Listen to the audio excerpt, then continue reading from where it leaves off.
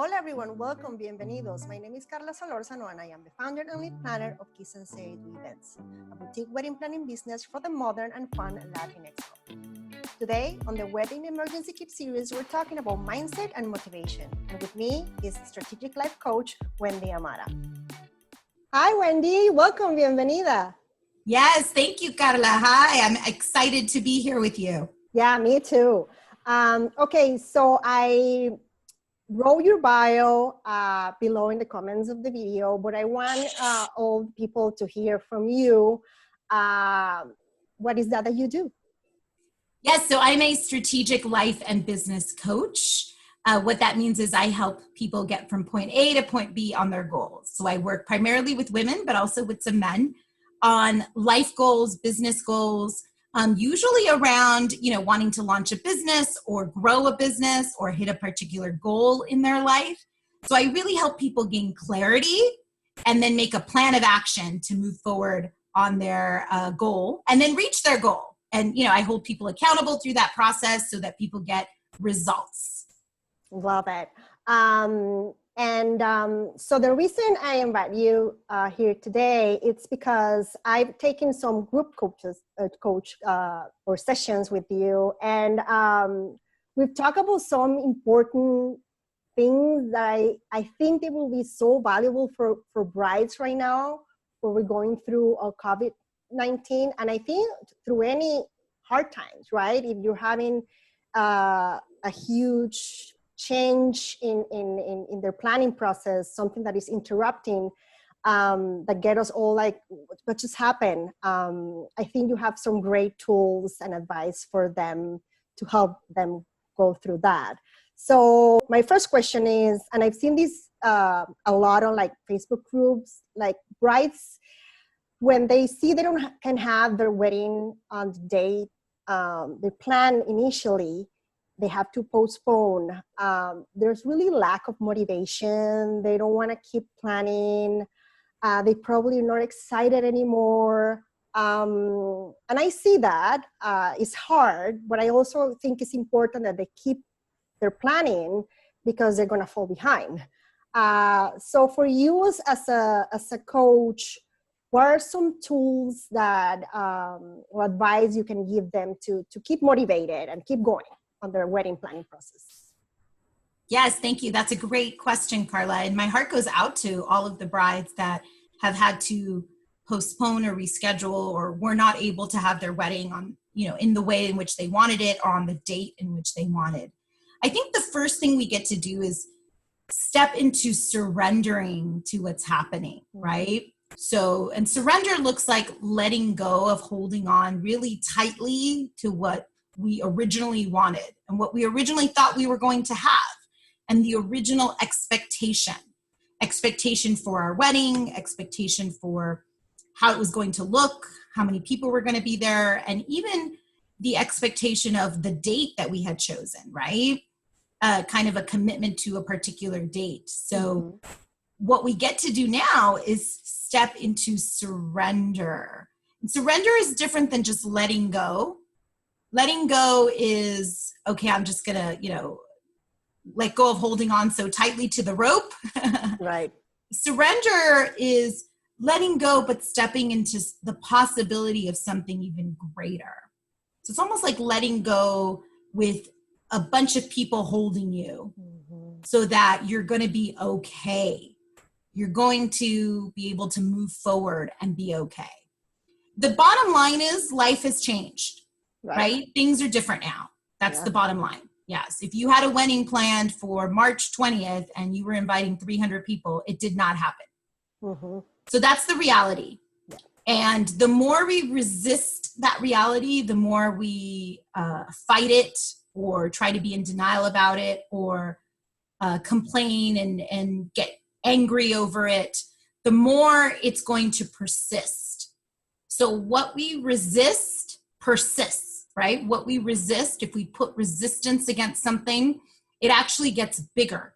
It gets bigger and bigger because we're resisting it and we're talking about it and we're angry about it and we're complaining about it, and that energy builds up and it makes it bigger and bigger. And that doesn't actually help us. It doesn't lead to a solution. It doesn't help us get from point A to point B. So what I would suggest is we step into the space of surrendering to what is. Mm-hmm. What is you have to change the date. You either have to change the date, or you get to reschedule it, or you get to have it in a different way than what you had originally anticipated. But you have to pivot. You have to change. You have to shift into the new reality. Yeah. Or you're going to stay in this resistance, persistence space. And then the monster just gets bigger. The monster is that energy that you feed of, the original date that you wanted. Yeah. Yeah. And with that comes, the stress, the anxiety and all that. And as you said, it starts building up and it's like we're stuck. We're not going anywhere. So yeah, you get stuck in overwhelm oftentimes, and then people can't sleep, right? They wake up in the middle of the night with like hot flashes and nightmares and thoughts, and then they're in a bad mood all day long, and their soon to be husband, their fiance is like, what's wrong with you? And I mean, it's a big deal. It is a big deal to reschedule a wedding or postpone it or cancel it or move it or whatnot. Whatever your decision is, it is a big deal, and it does drain your energy. And you do need to be emotionally kind to yourself and compassionate with yourself. Yeah. But staying angry and staying connected to the original date and being committed to that original has to look a certain way plan, that's not going to help you. That's just going to feed that negativity more and more, and it's going to keep you stuck. So you've got to surrender and then start moving to solutions. Yeah. And do you think it's important, because sometimes as humans, and I think especially as women, we keep a lot of things to ourselves, right? And I think that's also a lot of the pressure the brides might be feeling. Do you think it's important when they're surrendering and going through this process to be open to their fiancé and maybe go through it together? Oh yeah, 100%. Absolutely. Talk about it, cry about it together. Talk to your friends and family about it. It's a hard decision to make. I would say trust in a few people that you already have trusting, vulnerable relationships with, that you can open up when you're making the decision. And then once you've made the decision, whatever it is, like we're moving it to May of 2021, right? Maybe that's the decision you make. Whatever your decision is, and once you've made it, absolutely, you can share with everyone. And it's important to share your feelings around it also, that this was a hard decision, that I'm, sad about the fact that I couldn't follow through with my original date, that this is, the reason we're picking this new date, or how we came to this agreement was. You might want to share a little bit of your decision-making process even, but absolutely get support. Being in community right now is so important because there's other people feeling the same exact way that you do. They just don't know it, right? Because we're keeping all our feelings, inside, and we don't want to, voice them out. Yeah. No. Yeah. And everyone knows, everyone knows this is not your fault. You not having your wedding on your wedding day is not your fault. It is COVID-19 and what's happened in the world. It's nothing that you did or didn't do. So it's just a reality of life. Yeah. Of what is happening now. Yeah. That's it. Right. Yeah. And it seems like, when from the moment we need to postpone, it's like we lost someone, right? So maybe there's a grieving process there that they need to go through.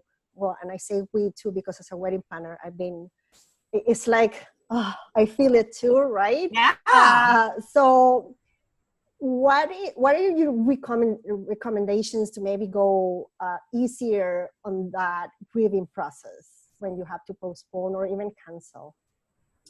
Yeah. So one, it is like a death. You're absolutely right. I think we get to treat it the same way, because it's the death of a vision and an idea that you had, right? You had a vision for your wedding, maybe a particular date that had meaning even, that was very special to you. And now things are going to be different.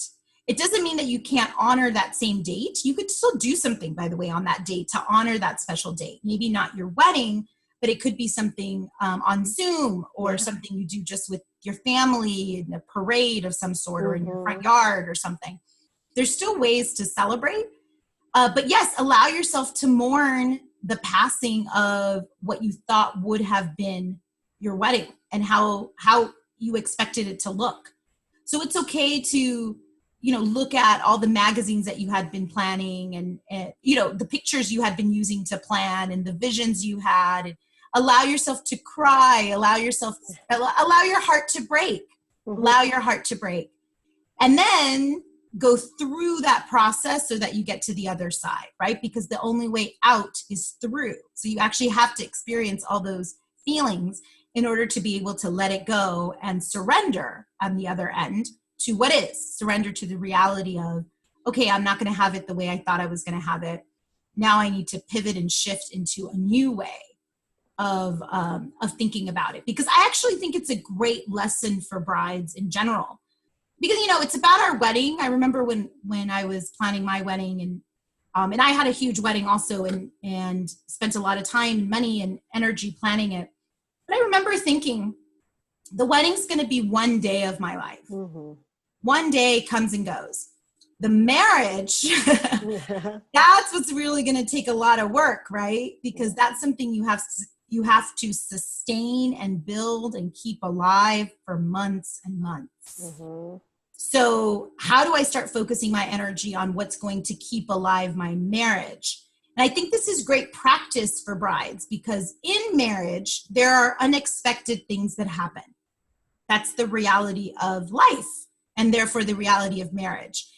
Everything will not go exactly as you planned it. That's a guarantee. Everything will not go exactly as you planned it in the marriage. Yeah.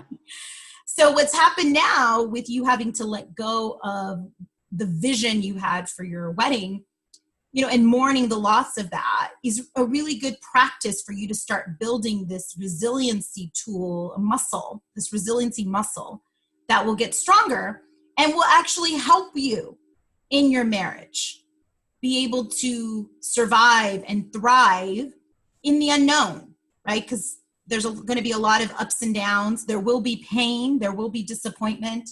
There will also be joy and love and amazing things that happen, but you can't predict everything. So how long you hold on to what would have, should have, could have been, the longer you hold on to that, the less ability you have to move forward. Wow. So mourn it, give it the time that it deserves, and honor it with the respect that it deserves, and then let it go. Yeah. I love it. Oh my God, so powerful. Is there anything else you would like to add on this specific subject? Because I have 2 more questions, but they're fun questions. They're fun questions. I love it. Yeah, I would just say a reminder that wherever you're at in the process, in the grieving process, right? Because there is a process for grieving that usually starts with anger. Like the first feeling is usually, I'm angry that this happened, right? Yeah. And then you slowly start moving into acceptance that it happened. Mm-hmm. And acceptance then includes that surrender part, right? So wherever you're at in that process, it's okay. It's okay to be where you're at. You can accept yourself for where you're at.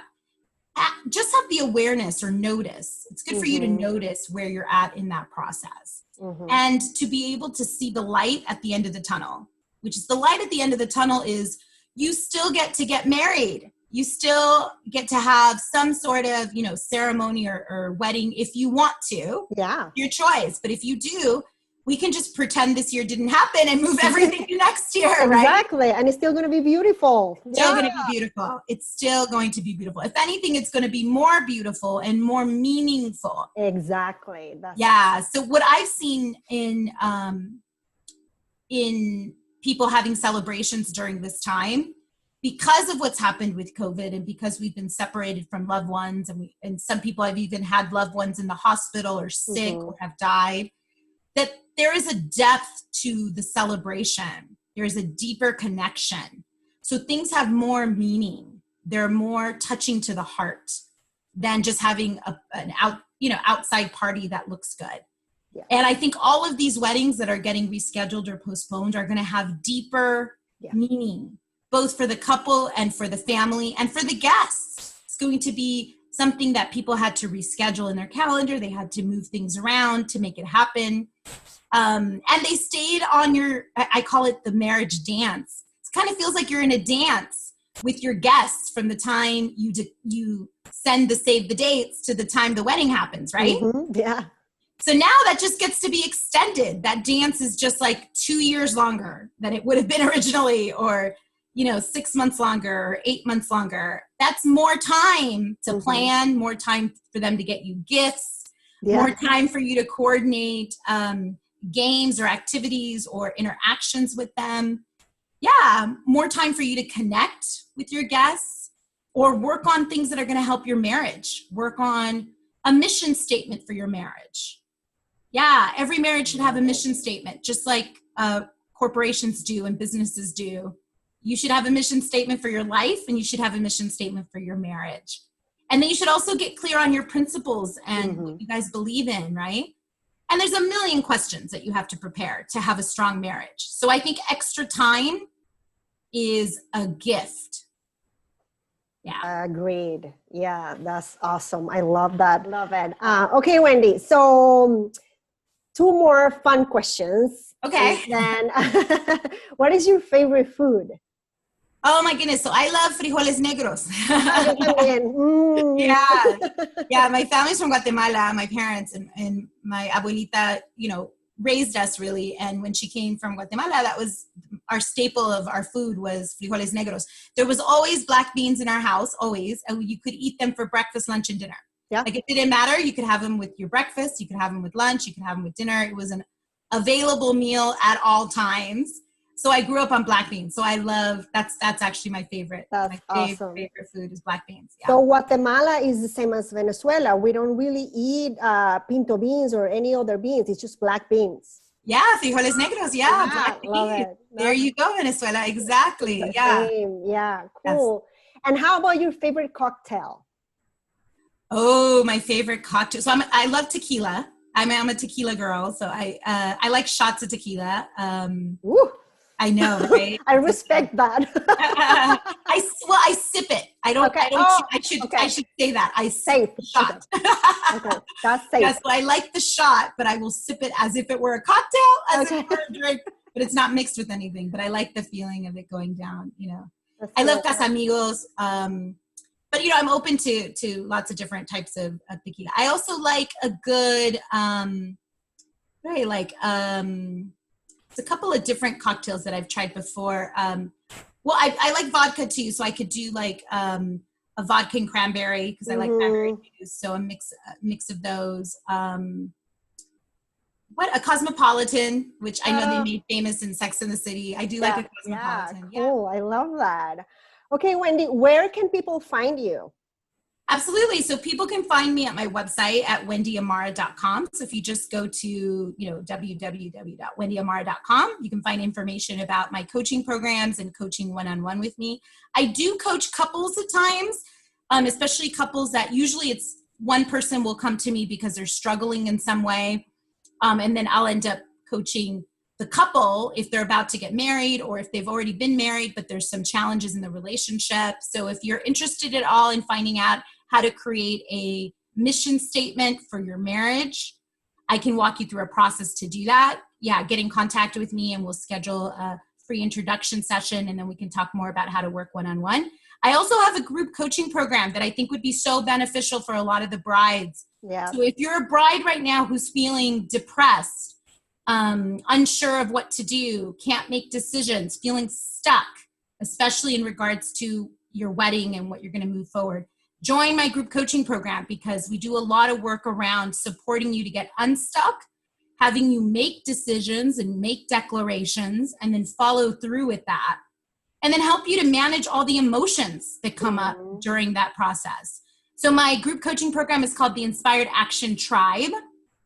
And it's a monthly membership program. Right now I have a special going on where it's only $89 a month, which is a deal. It is. Yeah, it's a deal for a group coaching program. I lead it. We do 2 group sessions a month, and then there's a webinar, and there's assignments. And then you also have an ambassador that supports you and checks in with you and holds you accountable to make sure you're moving things forward every month. So find out more information about that on my website or on my Instagram. So you can follow me at Wendy Amara on Instagram, so at Wendy Amara. If you go to the link tree on Instagram, you can also find out information about how to register for Inspired Action. And then on Facebook, you can find me at Wendy Amara Strategic Life Coach, or my personal page, which you can friend me at, is Wendy Amara. And I do a Wednesdays with Wendy live at 5 o'clock every Wednesday on Instagram, and then 5:30-ish on Facebook. And you're welcome to join me for that too. Yes. Awesome. And I was part of one of those Wednesdays with Wendy. Oh, yes, that's right, Carla. Yes, you were, and you met the challenge. I did. Yeah. Yes. You can follow more about that game and the challenge on Wendy's on Instagram. Follow me on Instagram so if you guys want to hear about what Carla did. That was amazing. That was a breakthrough. It was, yeah, 100%. I will put all the links on the comments, the description of the video, so make sure you check that so you have all the direct links. Yeah, thank you for trusting in me through all the group work that we've done. And, I've been a coach for 15 years, so I've been coaching for a long time. And I love it. It's my passion. It's what I love to do. I'm an action-based coach. So yes, a lot of what we do is take action, and it's behavior changes, not just changing our thoughts. I always give a homework assignment. It doesn't always get done by everyone, but that's why we need more accountability.